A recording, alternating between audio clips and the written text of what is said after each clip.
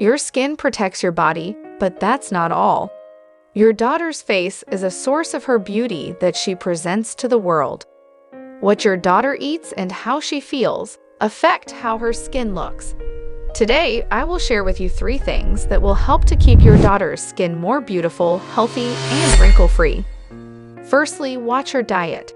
Do you want your daughter to have a good skin? Then, watch her diet. Give her more of vitamin C and E. Reduce the amount of fats and carbohydrates she takes. Eating foods rich in these vitamins will help to protect her skin against sun damage. This will also protect her skin from wrinkles and skin discoloration. Moreover, feed her with foods rich in antioxidants, such as fish, fruits, and vegetables. They also help protect her skin. Secondly, how often does she engage in exercise? Exercise benefits every part of your body, including your largest organ, the skin. Working out will improve her circulation and help her nourish her skin. Regular exercise will increase her blood flow, which brings more oxygen and nutrients that may help her skin produce collagen, which staves off wrinkles. Are you worried about the sweat? Don't worry about that. Exercise will not clog your pores. All you need to do is to wash your face right after a workout.